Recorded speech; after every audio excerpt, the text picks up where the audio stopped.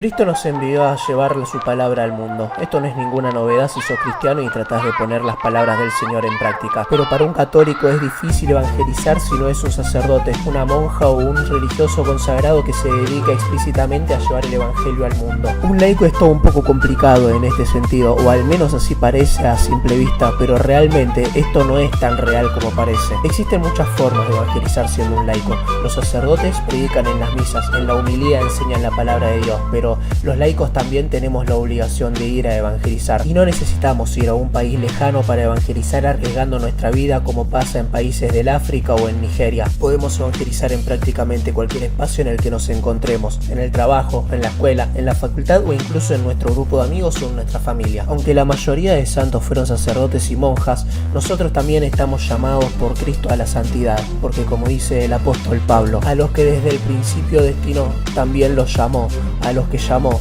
también los justificó, y a quienes justificó les comunicó su gloria. Nosotros los laicos también fuimos predestinados por Dios, predestinados a ser imagen viva de su Hijo en la tierra. El Señor nos pide que llevemos la palabra de su Hijo a donde un sacerdote no puede llevarla. Ahora, sabemos que los laicos también tenemos la obligación de llevar la palabra de Dios al mundo. Sabemos dónde podemos llevarla, pero ¿no estaría bueno tener un lugar donde los laicos seamos formados para poner el Evangelio en acción? San Francisco de Asís decía una frase demasiado real: saldremos a evangelizar y si es necesario hablaremos. Esa frase resume perfectamente lo que es poner el Evangelio en acción. Y una vez surgió un movimiento que quiso encargarse específicamente de eso, tanto de formar a los jóvenes para evangelizar en cualquier lugar que les toque, como de brindarse entre ellos el apoyo y los pilares esenciales para servir a Cristo. Por esto y mucho más, les doy la bienvenida a la historia de la Acción Católica, el movimiento que le dio una estructura a la evangelización de los laicos.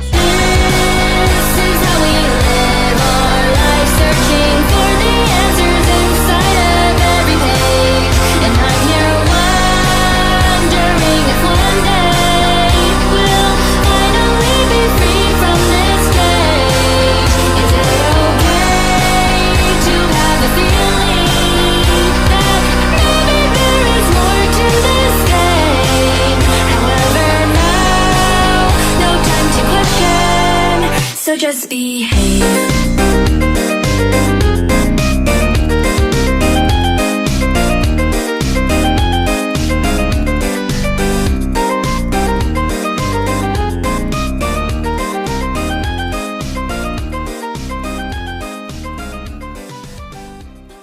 Hola hermanos, ¿cómo están? Les quiero pedir una disculpa porque entre el video de Santo Tomás de Aquino y el de Santi Legarda hubo mucha espera. Les quiero agradecer por los 100 suscriptores, la verdad que eso me pone muy contento, así que nada, tiembla el esperen. En el día de hoy vamos a ver la historia de la Acción Católica y cómo funciona su estructura institucional. Para el que no lo sepa, la Acción Católica es un movimiento mundial de laicos reconocido por la institución de la Iglesia Católica, que incluso tiene su propia base doctrinal dada por el Papa Pío XI, quien a día de hoy es conocido como el Papa de la Acción Católica. Como ya se habrán dado cuenta, yo soy miembro de la Acción Católica, por eso voy a hablar sobre la Acción Católica y no me importa lo que me digan. Acá les voy a dejar algunas de las cosas que hice por primera vez en la Acción Católica. Qué lindo que te quede ese bronceado, el ejército de mar. Si tú te bailas así, yo me muero de amor.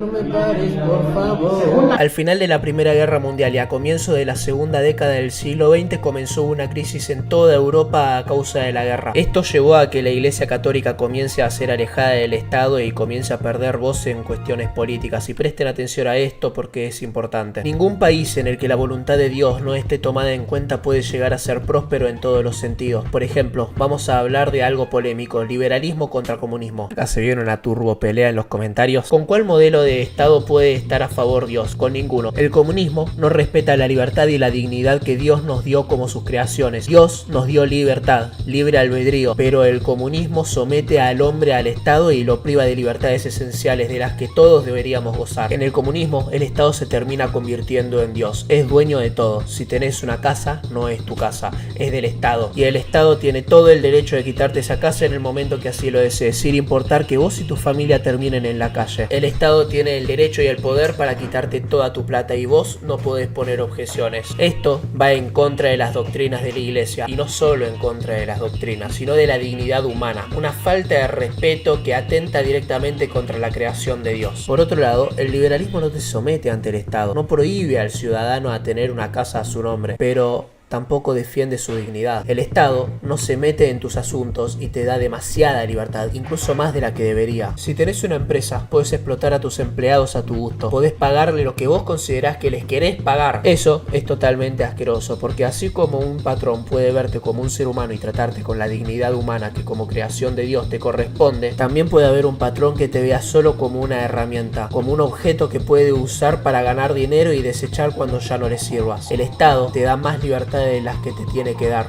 y eso también es inadmisible. Como pudimos ver, la iglesia no puede admitir ninguna de estas ideologías políticas. Aunque el liberalismo ayude a que un país se levante económicamente, esto lleva a una desigualdad social muy grande que al Estado no le importa. En el caso del comunismo pasa más de lo mismo. Ambos son dos caras opuestas de la misma moneda. Son extremos opuestos igual de malos. Y como pudieron ver, ninguno de los dos tiene la voluntad de Dios en cuenta. Solamente tienen en cuenta los propios caprichos humanos. Volviendo al tema principal, Europa comenzaba a separarse políticamente de la Iglesia Católica, y esto iba a llevar a la destrucción total de Occidente. Por eso las autoridades eclesiásticas lucharon para que los países europeos no se separen de la Iglesia Católica, y en ese momento en la Iglesia solo podían apoyar en la lucha sacerdotes importantes, obispos o religiosos con jerarquía dentro de la institución. Pero los laicos, a menos de que estén metidos en política, no podían hacer mucho para ayudar en esta lucha. Pero los laicos de toda Europa, con el deseo de apoyar en la lucha, decidieron organizarse y salir a evangelizar. Salieron movimientos en todo el continente que tenían la misma misión. En ese momento todavía no se llamaba Acción Católica.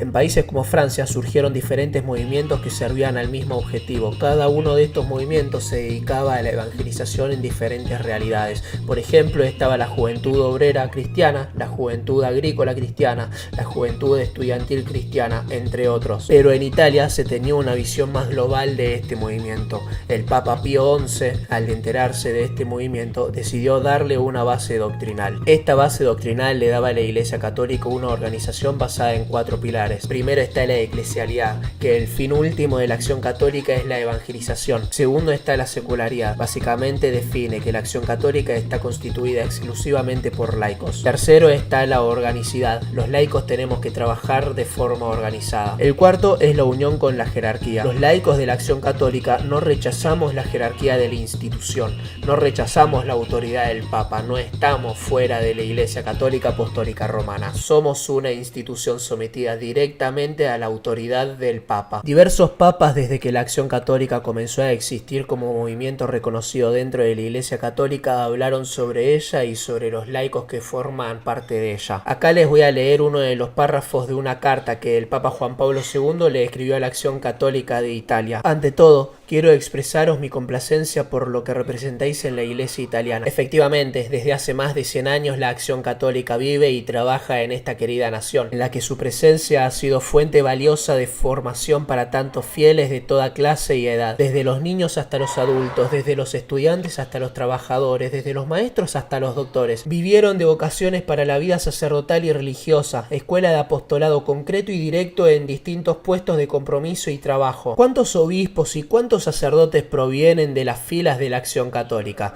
¿Cuántas vocaciones religiosas surgieron de su seno? ¿Y cuántos papás y mamás fueron y son todavía verdaderos educadores y formadores de la conciencia de sus hijos? Gracias a la formación recibida en los encuentros de asociación y gracias al apostolado ejercido con amor y con entusiasmo en la propia parroquia y en la propia diócesis. Esa fue la carta y la verdad que para mí estuvo muy linda. Ahora, para cada miembro de la Acción Católica existen 4 pilares con el que todos tenemos que cumplir de manera individual para cumplir nuestra misión como Acción Católica. Oración, sacrificio, estudio y acción. Son 4 pilares para poder crecer como cristianos dentro de la Acción Católica. Además, los miembros de la Acción Católica están divididos por grupos. Los más jóvenes serían los aspirantes, niños que llegan hasta los 12 años, los prejus desde los 13 años hasta los 15 años, los júbes desde los 15 años hasta los 18 años, los mayores desde los 18 años hasta los 25 o 30 años. Generalmente suele pasar pasarse de mayores a adultos a partir de los 25 años cuando el miembro se siente preparado. Posterior al grupo de adultos no existe ningún grupo más. También cada grupo tiene santos patronos de ese grupo. Son elegidos por la manera en la que encarnan el ideal de fe cristiano. Estos santos son elegidos por la madurez que se tiende a tener en cada grupo según la edad. Y acá les vengo a anunciar mi nueva serie. Se vienen cositas.